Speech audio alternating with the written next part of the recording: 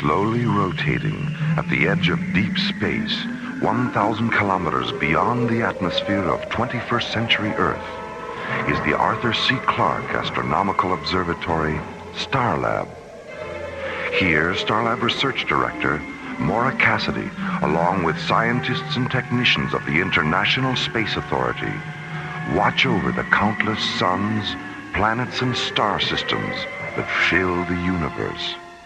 This week, Space Exploration Team Captains John Graydon and Buddy Griff experience the dislocating shock of time clash and discover how suddenly the here and now can be transformed into the now and then on Alien Worlds.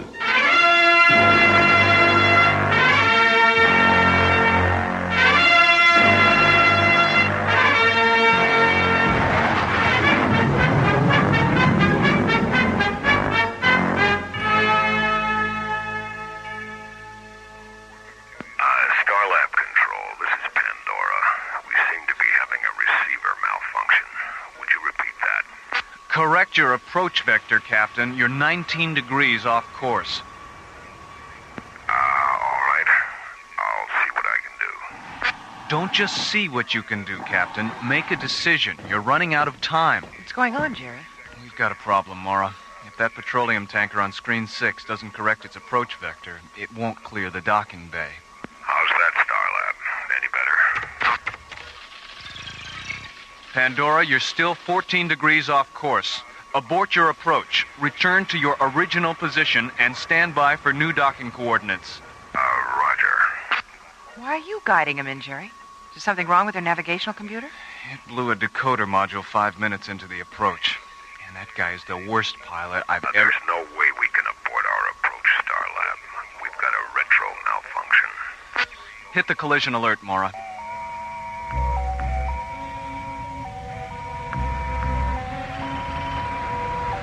Attention Docking Bay 7.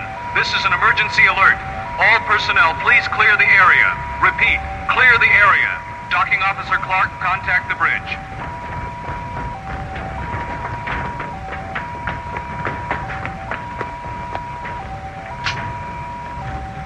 Jerry, it's Bill Clark. Any chance he might make it? Not unless you believe in miracles. Okay, Bill, get out of there.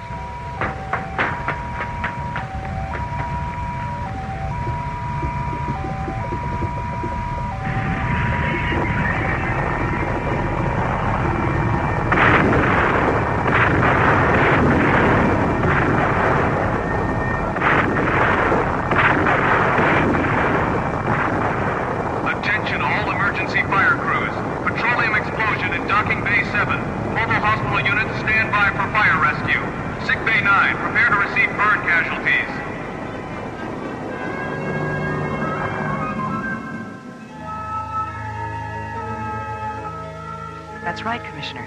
The Pandora's guidance computer and retro system hadn't been serviced in over 2 years. And the crew couldn't get out because the explosive bolts on the emergency hatch malfunctioned. If our EFC crew hadn't put out the fire so fast, everyone aboard the Pandora would have burned alive.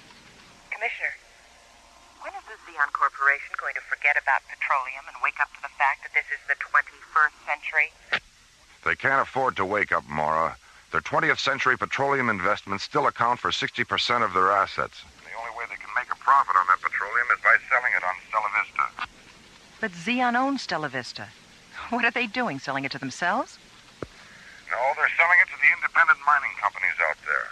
Xeon has it all figured out, Maura. If a company wants to lease mineral rights on Stella Vista, they can do it. But only if they agree to use obsolete fossil fuel equipment. This way, Xeon not only makes money on their mineral leases, but they have a captive market for their petroleum. Well, if that isn't extortion, I don't know what is. Ethically, it is extortion, Maura. Legally, it's known as taking care of business. The good news is that Xeon will have to keep its tanker fleet grounded until we finish our investigation of what happened today. Don't worry. Xeon won't be putting up any more tankers like the Pandora. Do you know about the original Pandora, Commissioner? The one in Greek mythology? Well, my Greek mythology is a little rusty, but I believe Pandora was sent to Earth to punish mankind. I don't remember why, but I do remember she had some kind of magic box. The fire of heaven, Commissioner. She was sent to punish mankind for accepting the fire of heaven from Prometheus. And when she opened that box, she released an eternity of human suffering. You know, I thought about that today when the Pandora split open in the docking bay. What happened was so ugly and terrifying. For a split second, I saw everything mankind had suffered during the last century. All because the oil of the earth, like the fire of heaven, had been used to make people small instead of great.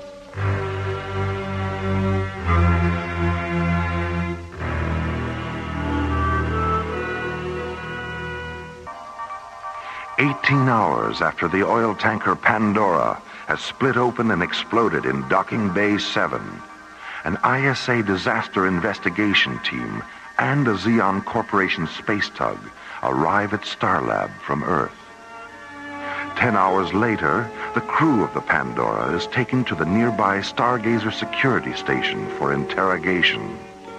And as the Xeon Corporation tug prepares to tow the burned-out hull of the Pandora back to Earth, Starlab scientists, technicians, and space exploration team officers begin a new day.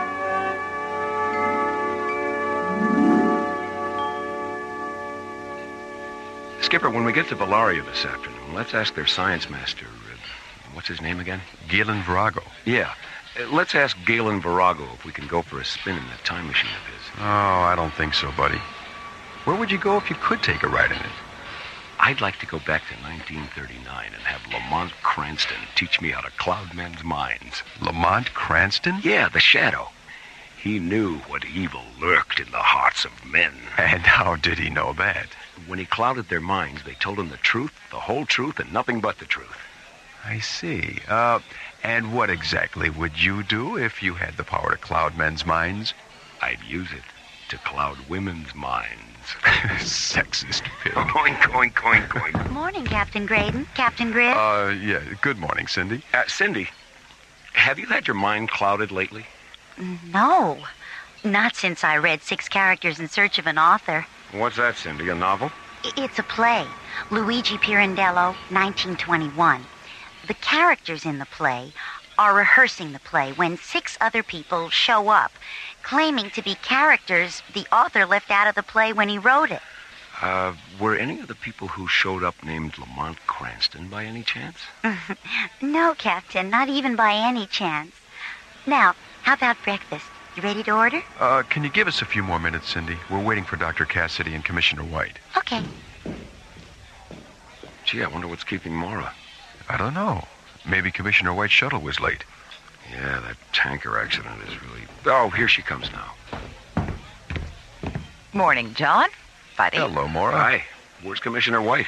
He spent most of the night with the ISA Legal Bureau, drafting the order to ground Xeon's tanker fleet. He's going to deliver it this afternoon, so he suggested we go on to Valaria without him.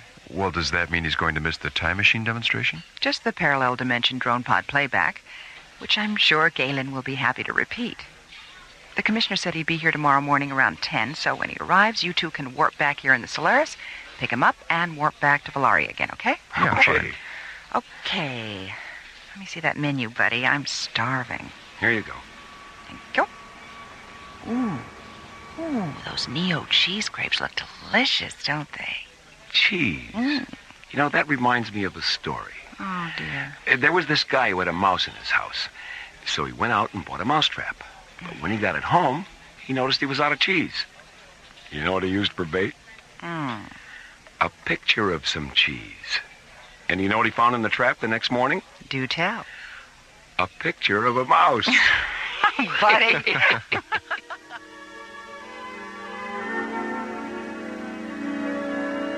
Meanwhile, on Valaria, science master Galen Virago and his apprentice Marika Zarnos enter the chronology pavilion of Valaria's Magnitude 5 research complex. Standing in the center of the pavilion, illuminated by the cool white light of 200 free-floating microlamps, is the experimental time machine. A large 20-sided chamber made of semi-opaque metal.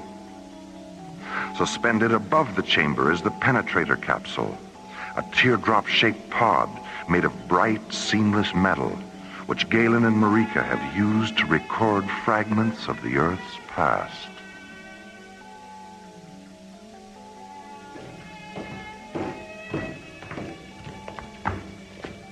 Marika, I want to conduct one last test before Dr. Cassidy arrives. Lower the pod into the chamber.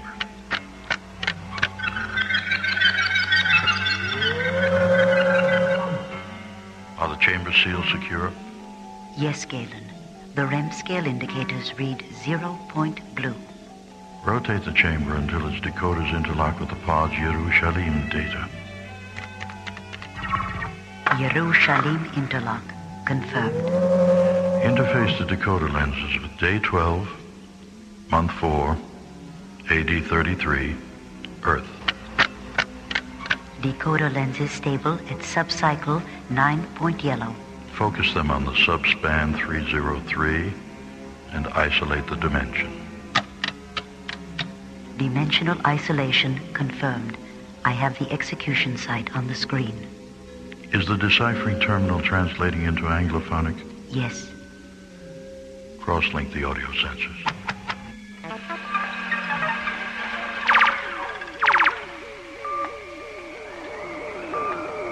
Father, forgive them, for they know not what they do. It is finished.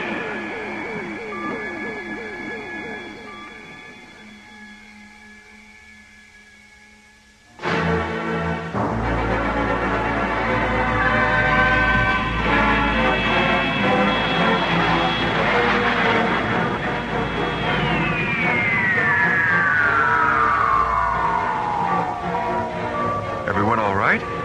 Yeah. How about you, Maura? Fine, buddy. Fine, buddy. Fine, John. Fine, John. What's the problem, Maura? I still have double vision from the warp-through. Oh, so do we, Maura. Terrific. So, here we are. 6 characters in search of Valaria. Oh, speaking of Valaria, there it is. Screen 9, Skip. Solaris to Valaria Comm Center. We're tracking you, Solaris. Reduce speed to 1,200 kilometers per hour and maintain present course for 3 minutes, 16 seconds. At 0 plus 316, terminate your engines and lock your controls. One of our pilot drones will guide you down. Roger. Take it down to 1,200 kph, buddy.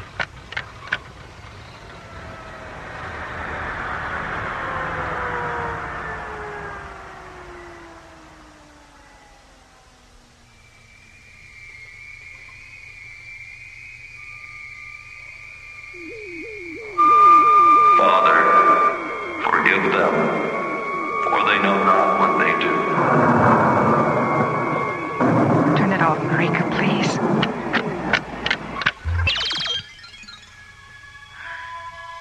If I'd seen that when we first got here, I really don't think I could have made it through the day.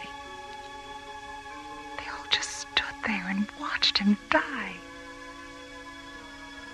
Someday you must tell me about that holy man and why he was submitted to such torture and pain. We will, Galen. May I be permitted to say something about the three of you? Of course. The way you've reacted to the tragic events of your planet's past leads me to believe that if the Earth had always been inhabited by spirits like yours, much of what we've seen here today would never have happened.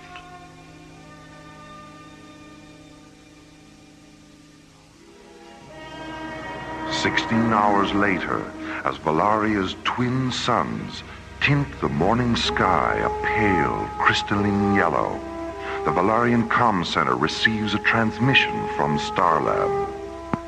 Please inform Dr. Cassidy that Commissioner White has arrived and that he'll meet Captain Graydon and Captain Griff in Docking Bay 31.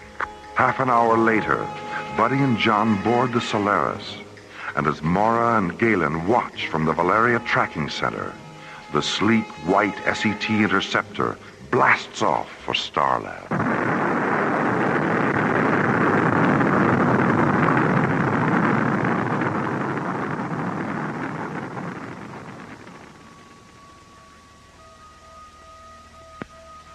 warped through, Mora. Can you still see us? Affirmative, John. The resolution on this screen is so good I can practically see into the cockpit. How many fingers am I holding up, Mora? 13? Gee, Skipper, she really can see into the cockpit. All right, here we go. Warp through in 5 seconds. Mora, it's all turning inside out. Mora! John! Buddy! Galen, what's happening? Just a moment. Just a moment. The Parsec device. The Parsec device aboard the Solaris has experienced a primary decoder malfunction. The ship is passing through the time-space continuum in reverse. Galen, the ship's back on the screen. John, buddy, do you read me? Yes, Mara. I read you. John? Mara, help us. We become children.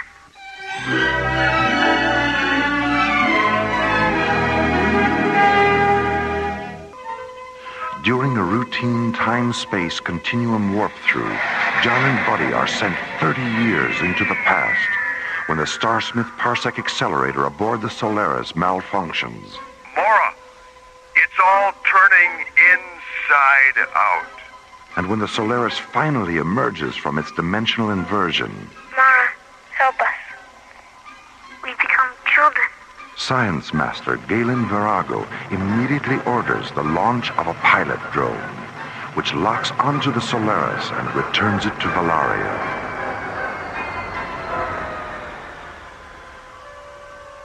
Two hours later, Buddy and John are once again standing before the Valarian time chamber.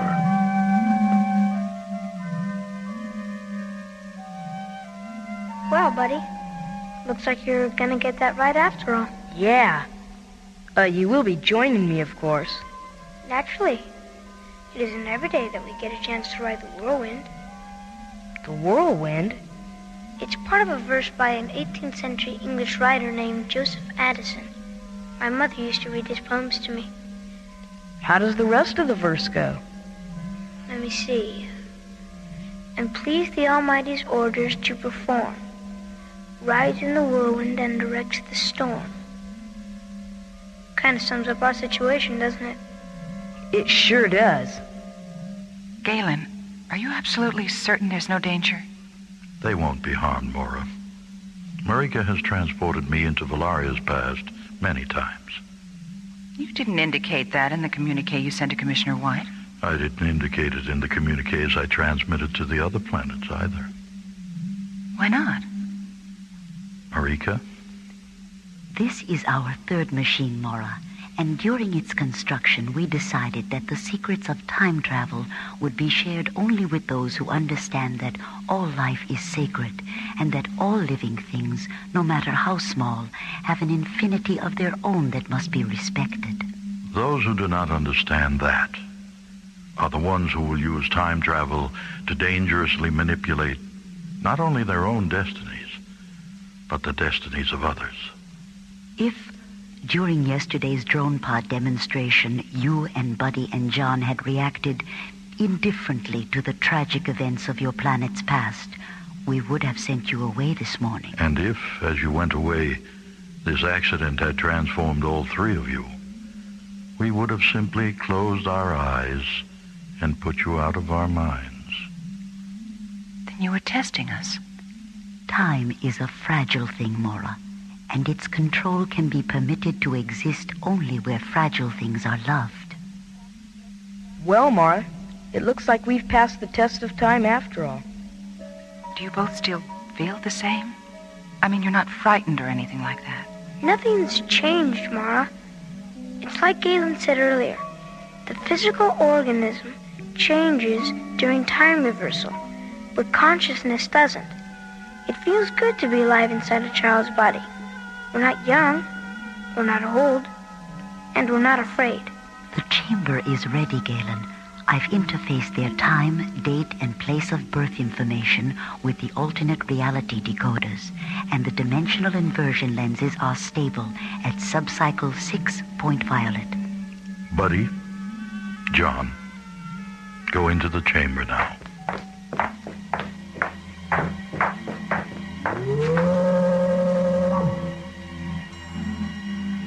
Cross-link the audio sensors, Marika.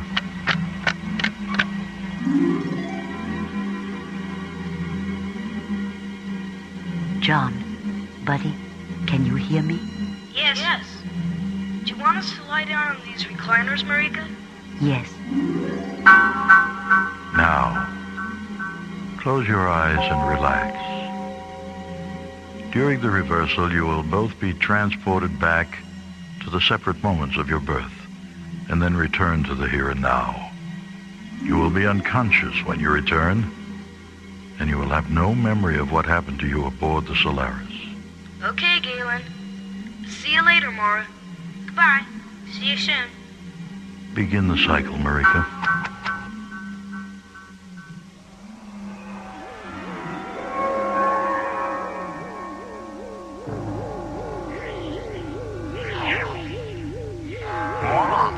It's all turning inside out. Mara, it's all turning inside out. Shapes. Forms. Shadow. Color. Don't be afraid. Don't be afraid. Don't be afraid. Time is a fragile thing. Its control can be permitted to exist only where fragile things are loved.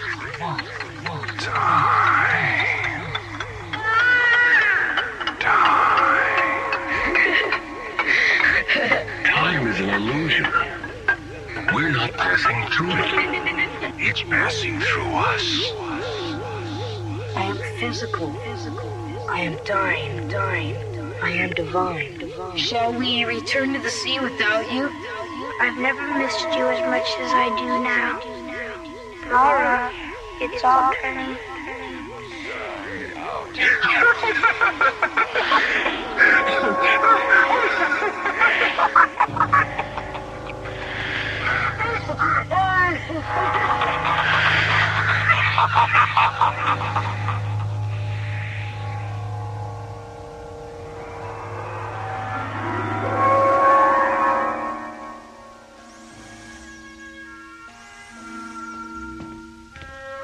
Hi, buddy.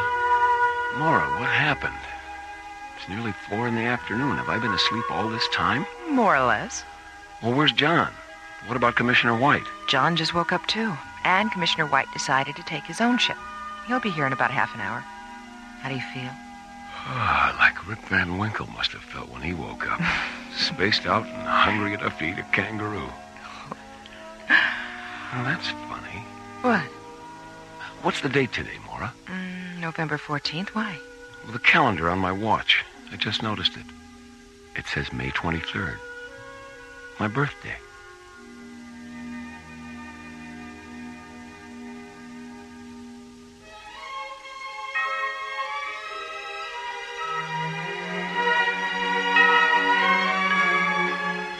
Time Clash was written by Ron Thompson and starred Linda Gary, Chuck Olson, Bruce Philip Miller, and Corey Burton, with special guest stars Mel Wells, Eric Taslitz, Susan Silo, and Eric Green. Associate producer Ron Thompson. Music director Tom Rounds. Engineer Stu Jacobs. Assistant to the producer Jim Cook. Technical consultant Peter Sky. Alien Worlds was created, produced, and directed by Lee Hansen.